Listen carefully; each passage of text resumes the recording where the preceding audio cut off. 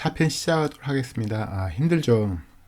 원래는 짧게 하려고 하다가 그러기에는 너무 중요하니까 좀 길게 만들었고요. 어차피 이후에 짧은 내용을 가지고 다시 한번 경제 해자를 정리하는 시간을 갖도록 할게요. 하지만 그거 전에 너무 짧게 해버리면 그게 좋은 건 아니잖아요. 그쵸? 우선 4편까지 끝내고요. 이후에 제가 좀 더 압축본을 한번 다시 만들도록 하겠습니다. 4편 힘을 내시고요. 마지막 시간이 되도록 화이팅 합시다. 해자 추세 분석에 도움되는 내용. 이제 이 사람은 이제 어떤 걸 감안했냐 그 이야기를 하는 건데, 특히 이제 기술 분야, 여기 보면 기술 분야 같은 경우, 전환 비용이 기술 분야 해자와 해자술까지 가장 어려운 분야 하다. 하지만 전환 비용은 힘을 가장 잘 보여준 사례다. 기업이 소프트웨어를 공급자를 바꾸는 어마어마한 비용이 들어갈 수 있는 일이기 때문에 그런 거고요. 그렇지만 우리는 소프트웨어 기반의 해자를 좋아하지만 이런 해자는 시간 가면서 서서히 파괴될 수 있다는 걸 알아야 돼요. 소프트웨어 기업들은 보통 고평가 받거든요. 항상 매출도 적고. 그렇지만 실제로 파괴되잖아요. 더 좋은 소프트웨어가 나오죠. 그럼 바로 매출 급락, 주가도 폭락하거든요. 그걸 감안하셔야 돼요. 항상. 그다음 네트워크 효과 같은 경우 이용자 기반이 확대할수록 서비스 가치가 증가되므로 시장의 규모가 커질수록 그 가치가 커진다. 시장이 커지잖아요? 그 가치가 엄청 커져요. 좋은 거죠. 그 얘기 하는 거고요. 보면 기업들이 매우 제한된 시장 규모를 효율적 규모 같은 경우는 기업들이 매우 제한된 규모 시장에서 사업을 하고 있으며 신규 진입자가 시장을 진입할 경우 업계 전체의 수익이 자본 비용 밑으로 떨어지기 때문에 잠재적인 경제자가 시장에 진입할 동기가 거의 없는 상황이 말하는 거죠. 의약품을 전문으로 한 바이오테크 기업들은 모두 효율적 규모를 통해서 해자를 구축하고 있다는 거죠. 이런 기업 같은 경우 효율적 규모를 위해서. 그러니까 엄청나게 많은 사람이 사용하진 않잖아요. 실질적으로. 그 이야기 하는 거예요.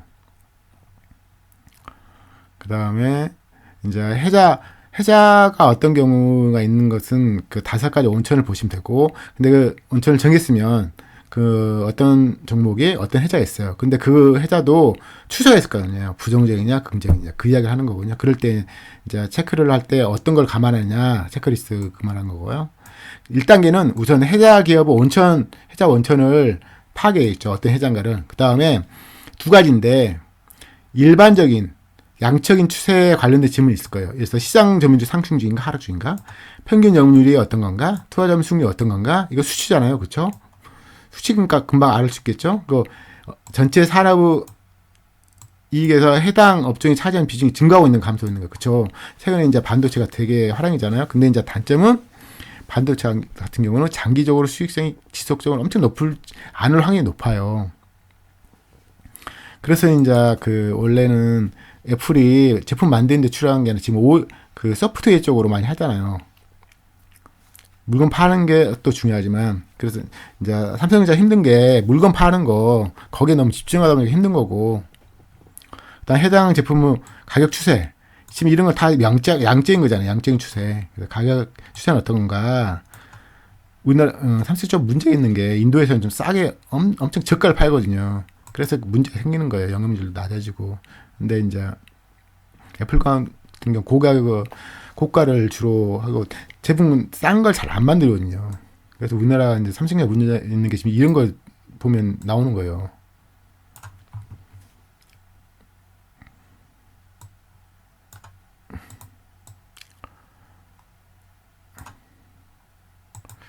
쭉 보시고, 그 다음 이제 질적인가, 아까 치면 이제 양적인가 수치로 보이는 거잖아요. 근데 질적인 것도 중요하죠. 그래서 무형자산 같은 경우 이제 해당 기업 브랜드가 소비자에 위해서 기꺼이 가격을 지불할 요구가 있는 건가, 그거 거기에 증가하는 건가. 브랜드는 뭐라 했죠? 가격을 지불할 수 있는, 비싼 가격 돼도 가격을 지불할 수 있는 그런 브랜드가 브랜드거든요. 브랜드 가치가 있어서 경제 해자를 논할 수 있는 거거든요.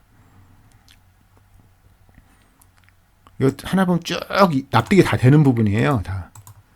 그래서 브랜드에 대한 인식에 영향을 미치고 있는 요인들이 중요성이 커지고 있는가, 적은 커지는 게 당연히 의미가 있겠죠. 그 다음에 비용의 쪽으로는 질적으로 따지면 가격 흡수력이 강화되어 있는 것도 보시고, 해당 기업 제품 가격 하락 압력으로 작용할 대체가 있으면 안 되죠. 대체가 있으면 문제 생기는 거잖아요. 비용이 있었는데 대체가 있어. 그러면 문제가 있는 거고요. 다른 뭐 온천에도 마찬가지. 대체가 있으면 문제 생기는 거예요. 그다음 전환 비용이 큰 기업, 계약 기한이 길어지기는 짧은 기업 기간이 갑자기 옛날에 30년씩 갱신 계약하다가 갑자기 되게 줄어들어요. 만약에 그럼 문제 생기는 거잖아요. 왜냐면 그 고객 입장에서는 이 제품이 지금 쓰지만 조만간 새 제품이 많으니까 그걸 쓰겠다 그런 생각할 경우는 계약 기간이 줄어들 거잖아요.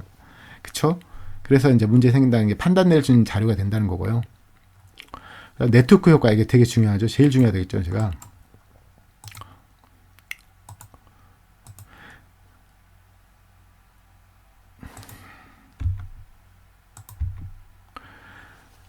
각각의 이용자가 해당 네트워크나 시장과 어느 정도 연계되는가. 연계정도가 증가하면 좋잖아요. 그렇죠? 그다음에 고객이 다른 네트워크에 들어가서 유사한 혜택을 얻을 수 있냐. 얻을 수 있으면 문제 생기는 거죠. 그다음에 해당 시장이 단일 생자가 독식한 시장인가. 그러면 좋은 거죠. 근데 최근에 이제 마켓 컬리도 많이 생기잖아요. 마켓컬리 근데 지금 따라하는 뭐 기업들이 많아지잖아요. 그래서 문제 생기는 거예요. 그래서 경쟁력 해자가 있다가 저는 쉽지 않을 것 같아요. 왜냐면 아무나 그거 뛰어들 수 있거든요. 이마트 같은 경우도 다 뛰어들잖아요. 지금 기존 사업하는 사람들이. 그래서 이용자가 중개자를 배제하고 서로 연합하여 해당 네트워크와 동일한 네트워크를 형성할 수 있는가. 또 이제 질문할 수 있는 거고요. 효율적 규모에서는 시간이 감에 따라 신규 진입자가 보다 확대된 시장에 진입하기 더 쉬워진가 아니면 어려운가. 어려워져야죠. 쉬워지면 효율적 규모의 기존 사업자가 수익성이 안 좋아지겠죠. 당연히 나눠먹게 하니까요. 그러니까 투하자본 수익률에 대해서 설명하면 영업활동으로 인하여 발생하는 세후 이익을 투하 자본으로 나누어서 구한 수치죠. 기업의 수익성을 나타내는 지표 중 하나다. 투하 자본 수익률이 자꾸 나오니까 잠깐 언급했고요. 심첸 해자. 처음에 이제 두 장짜리 얘기할 때 잠깐 설명했는데요.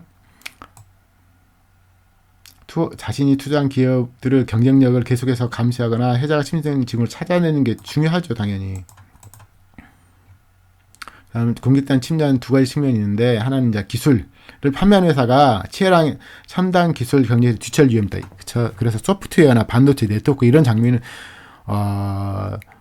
유의해서 보셔야 돼요. 침식되고 있는가 아닌가. 갑자기 이제 매출이 이런 기업 같은 경우는 수익도 단번에 늘긴 하지만 단번에 수익이 확 주는 경우가 되게 많아요. 매출로. 그래서 위험 리스크가 엄청 높아요. 이런 업종 같은 경우는. 당연히 수익이 줄면 주가는 정말 폭락하거든요. 그래서 위아래 폭이 되게 커요. 그래서 이 기술 변화에 인해서 자신들의 경쟁적 능력이 영구적으로 손상되기 전까지 강력한 경쟁력을 가진 것처럼 보일 수가 있어요. 이런 기업 같은 경우. 그래서 한 가지 기억할 사실은 새로운 기술 변화에 의해 힘을 얻는 기업에 투자한 투자자들은 자신이 기술을 보유하고 있다고 생각하지 않겠지만 파괴적 기술을 판매하는 회사보다 그 기술에 의해서 힘을 얻는 사업들의 혜자가 더 크게 성장할 수 있거든요. 그래서 잘 유의하게 보셔야 돼요. 그리고 사업 구조 변화도 기업 경쟁을 영구적으로 손상할 수 있어요. 그 얘기 한 거고요. 그래서 미국에서 월마트 같은 대형 할인점 부상은 소비자 제품들 경쟁력을 영구적으로 약화시켰다. 그렇죠? 왜냐면 월마트를 통해서 판매를 해야 되니까 마진율을 크게 높일 수 없거든요. 해자를 침식시키는 해자 같은 경우에 그렇죠. 기업이 갑자기 해자가 없는 영역으로 성장을 추구하잖아요. 에코마케팅이 좀 그러지 않나 그런 생각이 좀 드는데 기존 사업은 되게 수익이 높았거든요. 근데 다른 사업을 하면서 지금 영업률도 다운되고 매출은 증가하는 이익률이 엄청 다운되는 상황이거든요. 그런 거 하면서 또 있죠. 정기적으로 가격이 올라왔던 기업들이 고객들의 압력을 받기 시작하면 그것은 이 기업이 경쟁력이 약화되었다는 강력한 신호다. 그렇죠? 가격을 계속 올리다가 갑자기 못 올려요. 왜냐면 다른 업종이 유사 기업이 생기고 그러면 가격이 못 올 거 아니에요. 그렇죠? 그래서 이제 그 기업이 문제가 생기거나 이런 신호도 받아들일 수 있다는 거죠. 그다음 이제 해자 기업을 찾기 위한 단계가 있을 거 아니에요. 그래서 이제 첫 시간에 말한 것 같은데 과거에 상당한 수익률을 달성한 적이 있는지 파악해요. 없으면 해자가 없어요. 근데 있으면 해자가 있을 수 있다. 이런 생각을 양적 판단 수단으로 삼고요. 회사가 과거에 상당한 자본수를 각성했는가에 대한 대답이 부정적인 경우에는 미래와 과거가 크게 달라질 가능성이 없다면 해자가 없는 것으로 본다. 결국 경쟁력은 숫자로 나타나야 된다. 이게 되게 중요해요. 숫자 안 나타나요. 그럼 경쟁력이 있는 게 아니에요. 물론 서서히 경쟁이 늘을 수 있으니까 숫자가 좋아지잖아요. 그럼 다르겠지만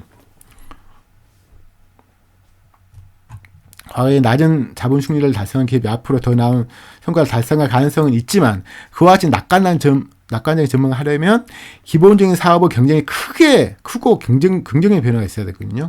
근데 이게 거의 예외적이라는 거죠. 그래서 일반적으로 건실한 자본 수익률에 대한 증거가 없으면 해자가 없는 것과 같다고 평가하면 돼요.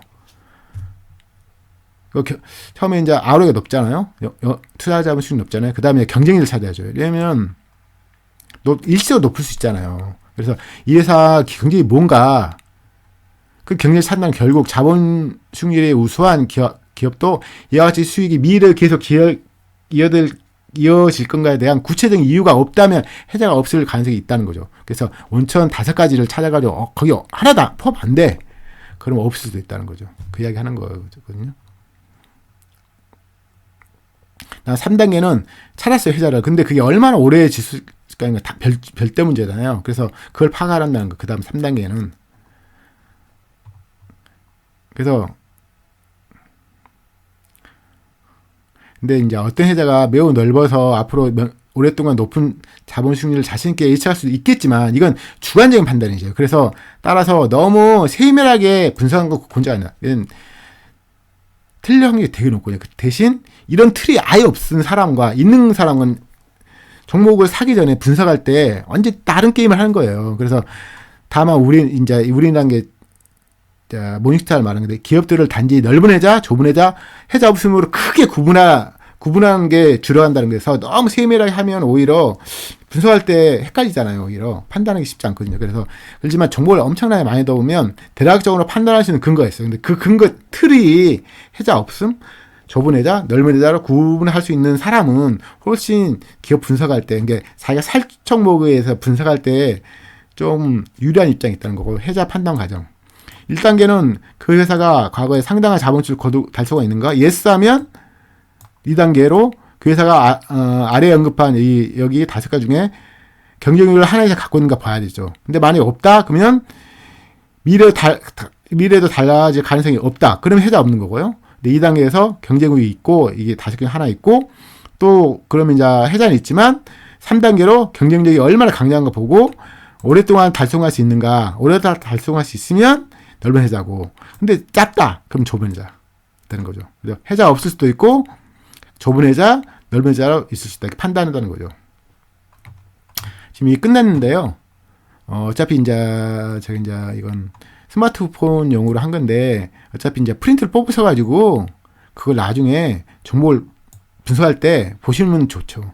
특히 그 해자 원천 부분은 대부분 한 장짜리로 해놨거든요. 그래서 대강 어느 해자에 된가 대강 보면 알 수 있어요. 근데 그 각 해자별로 뭘 짚어야 되나, 문제점을 찾아야 되는가 보면 한번 보면서 정보 보면서 한번 이렇게 질문을 해봐요. 그러면 이 해자는 제가 볼 때 네트워크 효과가 있다고 생각했는데 현금화되지 않아.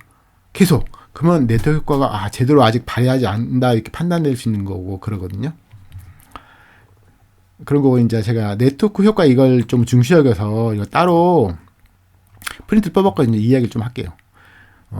네트워크 효과란 뭐냐? 어떤 재화 수요자가 늘어나면 그 재화 객관적인 가치, 즉 재화 이용자들이 느끼는 가치도 더불어 변하게 되는 효과를 네트워크 효과라고 한다.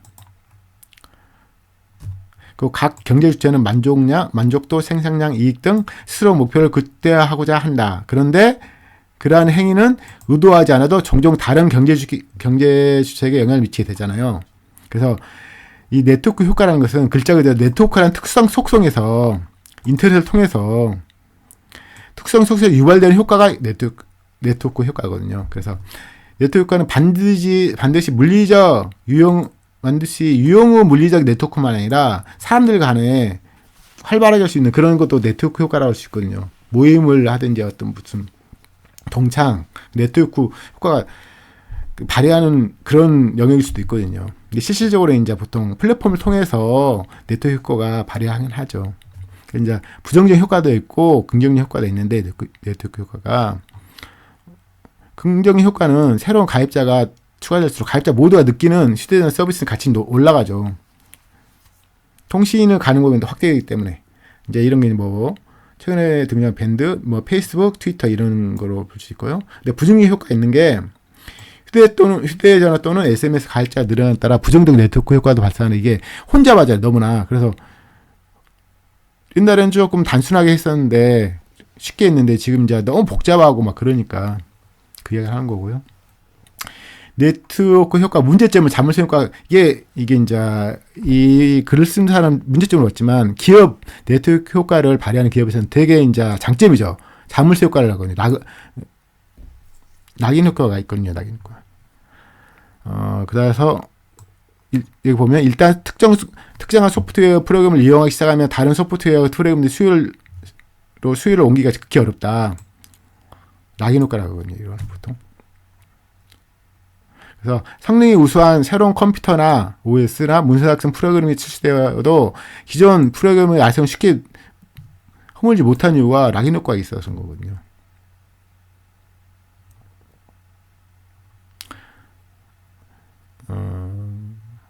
어느 특정 상품에 대한 수요가 다른 사람에 영향을 주는 효과를 이제 네트워크 효과라 하고요.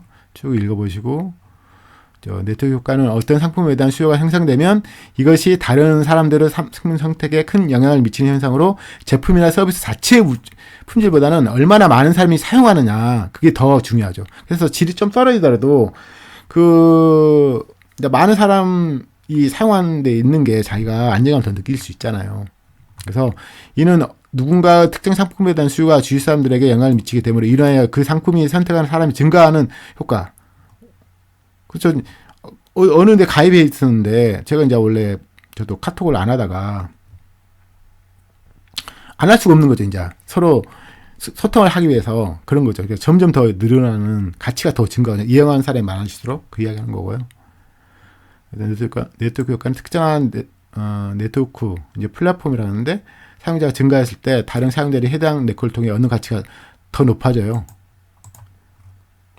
페이스북 보셨나요? 뭐 이런 이야기를 읽어보시면. 그래서 규모 경제는 비용이 감소되는 효과가 있어요. 규모가 커지면 단위당 생산량이 비용이 줄잖아요. 그 효과가 있지만 네트워크는 가치가 상승해요. 오히려 다른 측면이죠. 그래서 어느 정도 갖춰진 네트워크를 가진 기업들은 이 효과 때문에 다른 기업들의 진입을 막을 수 있어서 경제적 해자가 있다고 할 수 있죠. 경제 해자를 다시 설명했고요. 이 글은.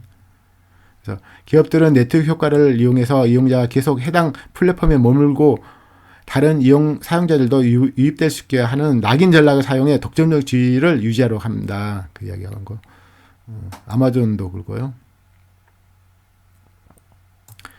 그러니까 이 다섯 가지 원천 중에서도 보면 이제 아마존 같은 경우는 네트워크 효과를 발휘하는 기업이에요. 근데 보면 이 전환 비용도 높여서 이게 하나만 겹쳐서 그 다섯 가지 원천을 한가에 있는 게 아니라 다른 원천도 같이 활용할 수도 있는 거거든요. 그래서 아마존 경우는 많은 할인 혜택과 많은 상품 종류 다양한 정보를 제공하는데 이는 소비자들이 아마존을 계속 이용하게 만들고 다른 플랫폼으로 넘어가는 전환 비용이 높여서 소비자는 아마존에 고이게 되는 겁니다. 낙인 효과. 제품 서비스를 고객들이 계속 이용하도록 하는 전략이죠. 유튜브는 지금 저희가 이제 유튜브 하는 거잖아요. 무료지만 광고는 봐야 하는 것과 같은 이치. 다만 소비자는 유튜브라는 플랫폼을 포기할 수 없기 때문에 광고를 원하지 않으면 프리미엄 가격대를 써야 되겠죠. 그게 이제 회사 전략이라고. 물론 유튜브는 광고 수익도 엄청나게 나는 거죠. 그런 얘기 하는 거고요. 이제 여기서 볼만한 게 단일 네트워크 효과라는 게 있거든요. 사용자 그룹이 하나라서 링크가 그룹 내에서만 이루어지는 거. 페이스북, 인스타그램, 카카오 같은 경우 메신저, 이메일 등이 그런 거고요. 사용자가 늘어날수록 사용자 간의 연결 가능성이 높아 네트워크 가치가 높아진다. 근데 이제 양면 네트워크가 있는데 이거 보면 사용자 그룹이 2개, 연결은 그룹 차원에서 이루어진다. 그 쿠팡 배민 같은 경우 판매자 그룹과 구매자 그룹이 나누어지잖아요. 이런 것을 이제 다면 네트워크를 하고요. 이제 일방적인 거, 페이스북, 인스타그램, 카카오톡하고는 단일 네트워크를 하는 거고요. 구분할 필요가 있는 거죠. 누군가 이거 전혀 개념이 없을 거예요. 근데 이건 이런 틀이 있으면 되게 이제 그 네트워크 효과 발휘하는 기업을 바라볼 때 좀 더 높은 수준에서 바라볼 수 있는 거니까요. 여기 보면 이제 처음에 봤던 네트워크 효과 유형이 있는데, 이거 보면 이제 이거 한 장짜리 제가 이제 프린트를 할 수 있잖아요. 그래 봐가지고 내가 만약에 카카오톡이다. 그러면 네트워크 효과를 발휘하는데 어떤 유형인가를 딱 알고 하는 사람과 그냥 네트워크 효과 이렇게 해가지고 사는 거하고 차원이 다를 거 아니에요, 그렇죠? 그래서 이거 당연히 한 장짜리를 제가 이제 프린트할 수 있으니까 붙여놓으셔가지고 보시면 좋을 것 같습니다. 네트워크 효과도 항상 긍정적인 결과를 보장하지 않는다. 단점이 있다는 거죠. 아마존 성공 사례에 나왔고요. 그러네요. 쭉 읽어보시면 다 알만한 내용이에요. 제가 어차피 이게 좀 내용이 많잖아요. 그 내용을 줄이려고 하다가 전체적으로 먼저 줄여서 봐버리면 의미가 없을 것 같은 거예요. 그래서 저 긴 내용을 봤고요. 저 사후에 또 제가 이걸 좀 압축해서 그런 내용으로 한번 강의를 다시 할 거예요.